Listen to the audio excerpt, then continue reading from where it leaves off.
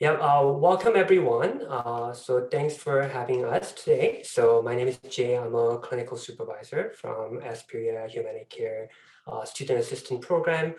And we're going to talk about the Return to Campus 101 post-pandemic period. As we know, that the return to school has been postponed due to the Omicron variant, but this is a great opportunity for us to reflect and consider what are some of the things we should be mindful preparing our return to campus. And for next half an hour, I'll talk about what are some of the, what the post-pandemic mean, and what are some of the impact of it, and how we can move forward with this. And I was wondering how many people would be coming in. So since we have a small group, in case if you have any questions, you're more than welcome to kind of post on your chat box, and I'll try to address as much as I can. So I always like to kind of get started, with a little bit of humor.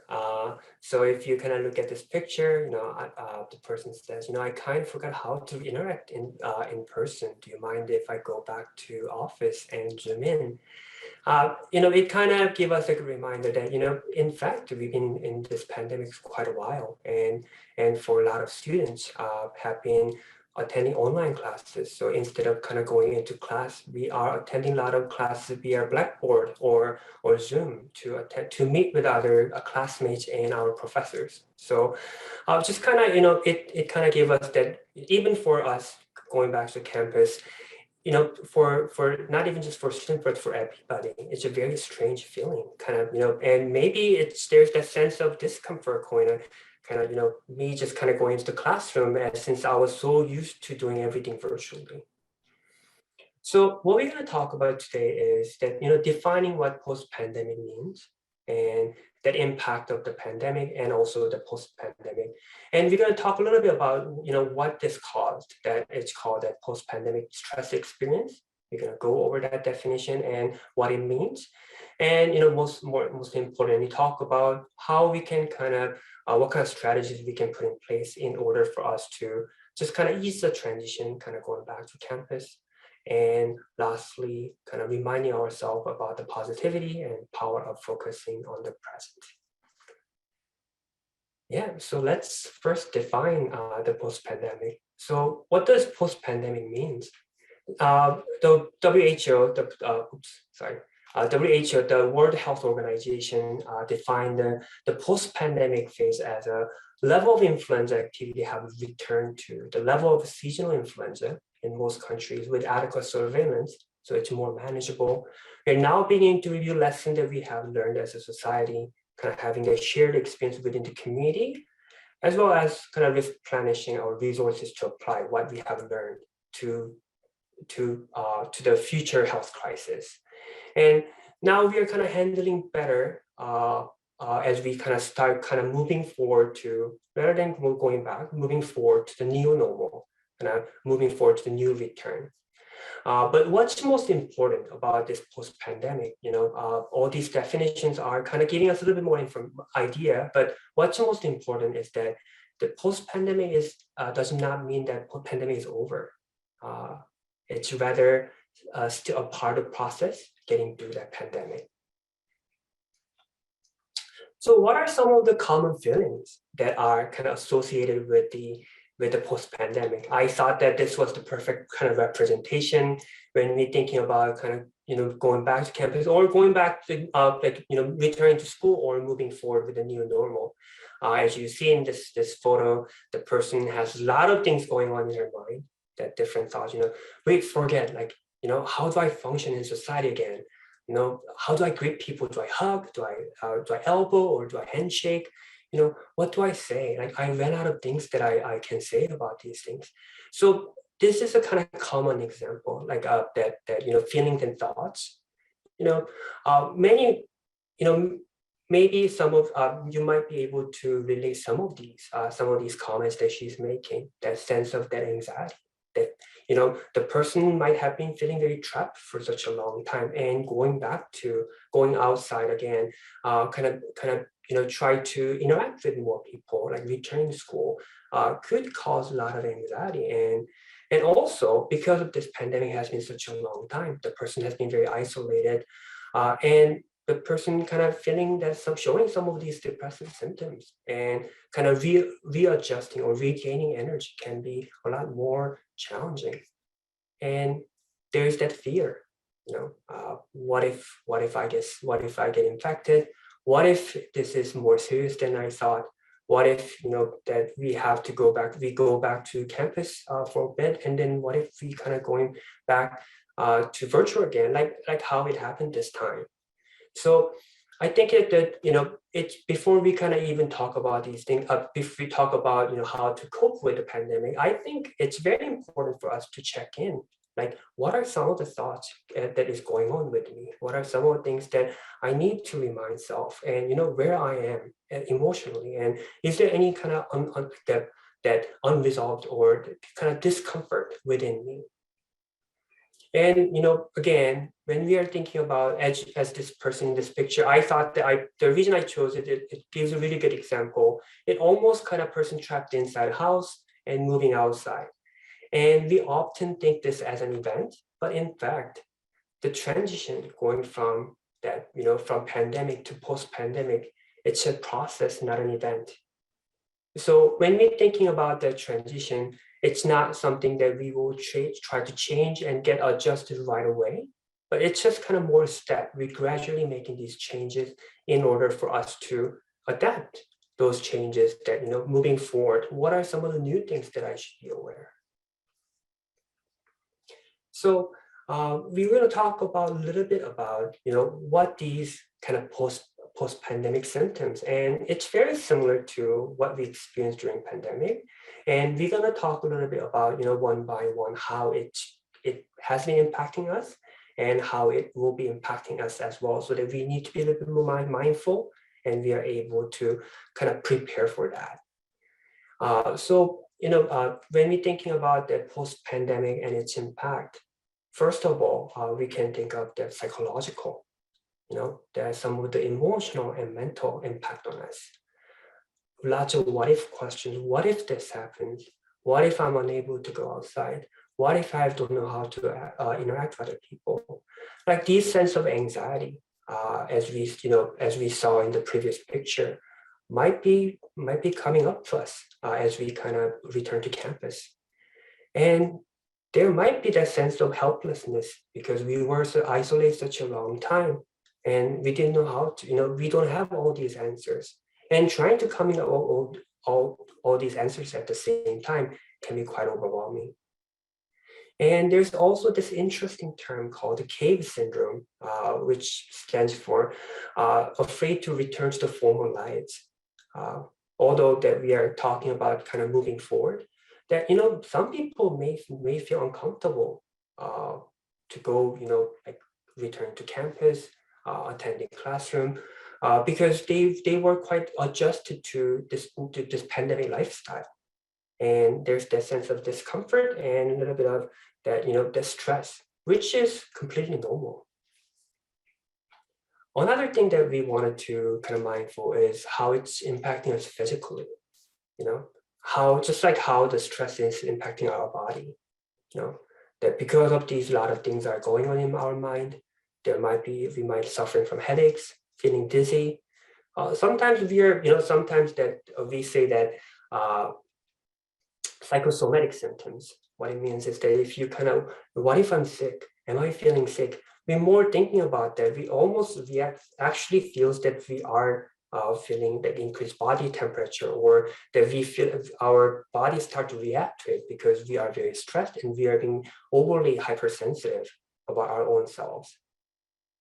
And because we were locked down, and this is something that kind of resonated myself, that muscular weakness, we won't be able to go to gym very well, and we kind of getting used to the lifestyle that definitely that it has been impacting us, kind of how our muscular weakness, going back to kind of returning to campus and kind of attending school, like meeting with people, we will start to feel the muscular weaknesses that we kind of piled up over the pandemic. And also, again, relate to that anxiety. Because of that, there's a lot of nervousness, and we're a little bit more sensitive to what's going around us, and increased level of stress. there might be elevated blood pressure, and a little bit of that, you will notice the changes in your cardiovascular system, which is again very normal with the changes. Next is the behavior, how we act through this from the post-pandemic, how we kind of act to de-stress.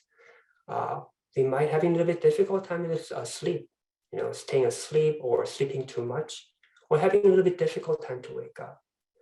And ironically, sleep is one of the items that tends to get pushed away often from our priority list, although it should be near the top. And we all know that that the sleep impact us tremendously, because lack of sleep it's difficult for us to think clearly, which means that we tend to get a little bit more reactive to different things, and that would also contribute to our anxiety level as well, and more the challenge to think logically. But the change of appetite, that maybe we are eating too little or too much, or sometimes they're a little bit more depending on alcohol or other substances. And we want to remember, everything in moderation, but be mindful about, maybe it may look helping momentarily. In the long run, it will affect our body negatively. And last but not least, about our social and cultural impact from the post-pandemic, the change in rituals, always using the hand sanitizer, going to the building, wearing the mask in the classroom, that we are now, we start to notice that people are using the vaccine passport, how people feel about it. Some places may be restricted.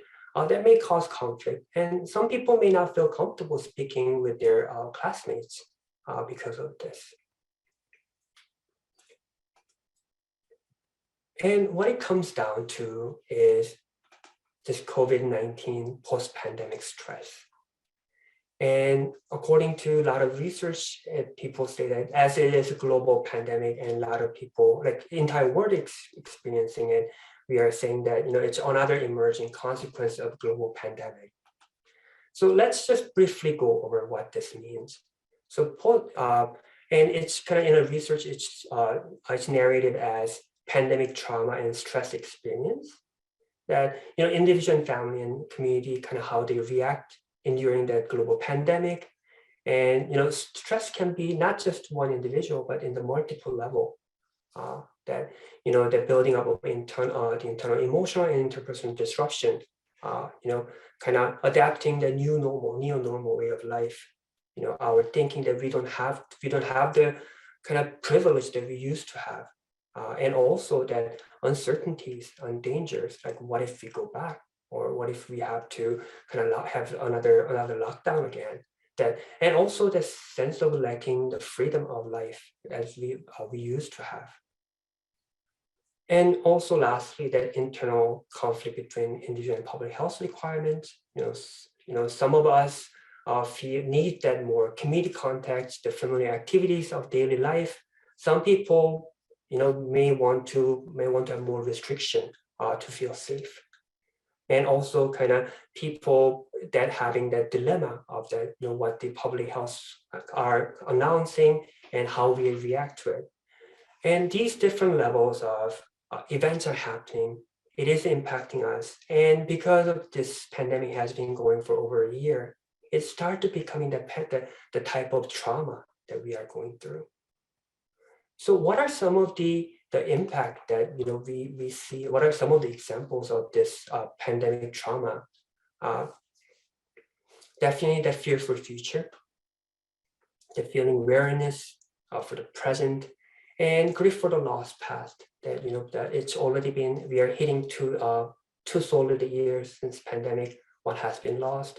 There's that kind of grief around that, and because of it's been going such a long time, and because of the sense of the lack of sense of control, we might feel a little bit more frustrated, and that's increased this despair, and that increased the withdrawal, the isolation, the fear of others as a source of infection, as I mentioned before, that people feeling they're a little bit hesitant to interact with other people, and some people have that fear of what if I get infected, but also there's the sense of isolation.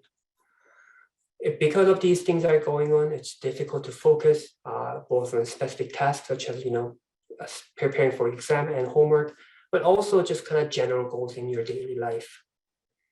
And increase mental mistake. And I always say to this many of my clients and students that when we are trying to worry so many things, when we try so many problems at the same time, it's almost like solving multiple math questions in our head. We make mistakes and we start having fuzzy thinking. And that hypervigilance to potential losses, what's going to happen, how it's going to impact me. The realistic worries about finances, me kind of going back to kind of school. Do I need to move nearby campus, or do I need to, how I'm going to travel? It may not work with my work schedule that I used to accommodate when everything was virtual. And that because of all these changes, and as I said, that the transition, the disruption of normal pattern of behavior. So yeah, these are very very significant changes and the stress that we get. So what are some of the things that we need to do in order to prevent these? And this is a good reminder for us to, what are some of the tools that we already have, and what are some of the things that we need to maintain? The sense of self-care, kind of being able to get some sleep, having that regular meals, exercise, maintaining the hobby that you have, or maybe something that you gained, the new hobby throughout the pandemic, having that social support, connecting with your friends and family, coworkers, or your other students, your other classmates, and healthcare resources, accessing community resources, mental health related program, and your student assisted program like this one, and providing a safe work and classroom space. And, what are some of the positive school environment? Adapting new health protocol, that making sure wearing that the mask and always using the hand sanitizer, and also the wellness program like this one. Many schools provide different programs. As students are interested, kind of preparing for post-pandemic, and just kind of being more mindful about their well-being. So just kind of see what kind of resources that you have, and kind of accessing these type of workshops. Maybe you will be able to learn some things very solid, something new, but also it will give you a good reminder if you already know, like, yeah, these are some of the things that I have. And those are the, very straightforward, but it's an important reminder for us that in order for us to kind of prevent experience some of these stress, just kind of going through that, am I accessing these things? Or is there something that I can kind of add new to exist in my current coping inventory? And some of the coping strategies that I want to share with you is first is definitely mindfulness. That being mindful with our emotional extremes. We will have a lot of mood changes, kind of return to campus. I mentioned about this different examples of anxiety provoking thoughts. You might want to take a deep breath, like, kind of a little bit of exercise, having that muscle relaxation, and kind of trying to practice daily a little bit. Whenever you have a moment, it could go a long way. The way of self-monitoring technique. For self-monitoring, just kind of checking in how you feel, like being aware of your emotional triggers, take time, and evaluate where your emotion level is. And one exercise that I wanted to promote is called the color grading exercise. So it's a very simple exercise. You pick a color, nothing's too obscure or nothing too common. Let's say that, I want to choose green. Green is my color. And just kind of whenever you see color green throughout the day, you see the grass or your cell phone case, you're just kind of giving yourself that brief reminder, kind of it's an indicator for you to stop, relax, kind of check your breathing, your posture, and your stress level. So it's just kind of giving you really sense of, how am I today? Asking that question and just briefly checking in could be a great tool for self-monitoring. The challenge your self-talk.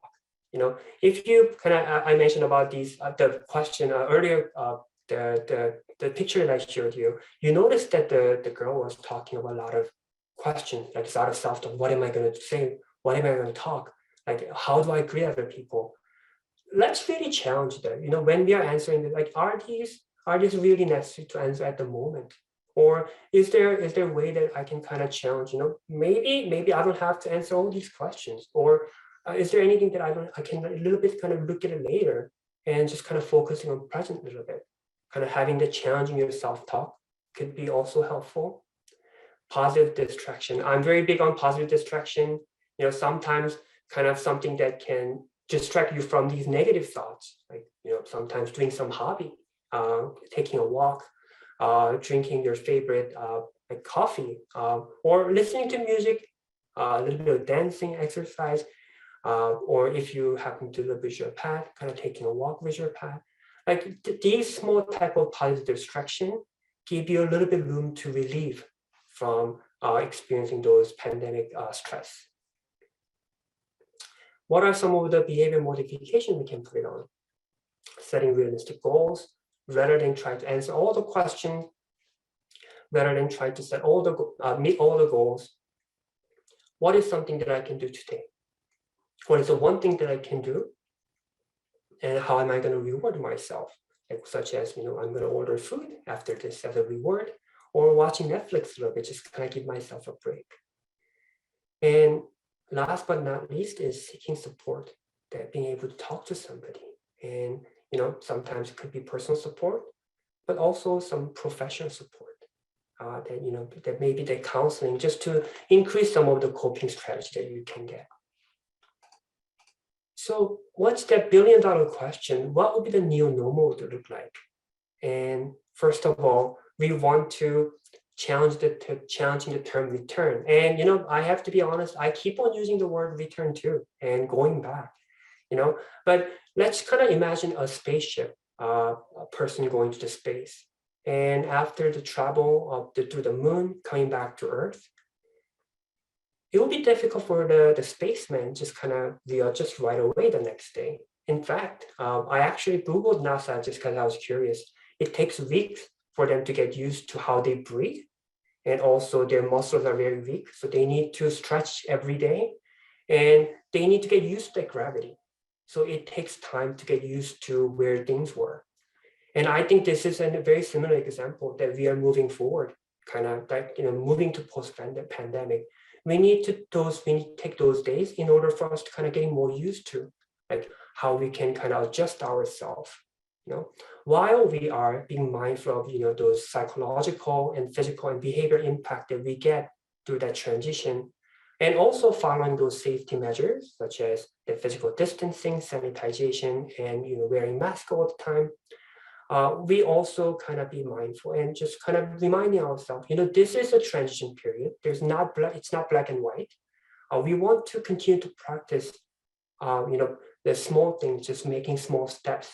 So, and it's not about moving our 100% of the anxiety to drop down to zero, but it's more about how we can decrease slowly throughout the next few months. And, also, as much as we need to be aware of other people, because other people are going similar troubles that we are going through, because we are all experiencing pandemic, but also we want to make sure that, am I meeting my own needs? Am I getting the support that I need? And that, just kind of your own unique needs. Everybody has different type of accommodation. Some people may need very little accommodation, and some people might be a little bit more anxious than other people, and that's okay. It's not about comparing with other people. It's not about asking question why this is happening. It's more about, this is happening. I'm aware of this, and I need to take care of myself. There's a lot of negative talk, so I want to kind of tie it with the positive kind of message, is that it's always focusing on positive. Focusing on positive can go a long way. As things open up, maybe we're now able to reconnect with the friends and teachers on campus. You're able to visit that favorite coffee shop that you used to go after class, and kind of reminding yourself, despite that these are changes, what are some of the good things? And kind of looking back when we first kind of experienced the pandemic, what was the one thing that I was looking for the most? Like, kind of going back to kind of moving to campus, like returning to school. What are some of the things that I look for? And what are some of the things that I want to take each day as a one positive thing?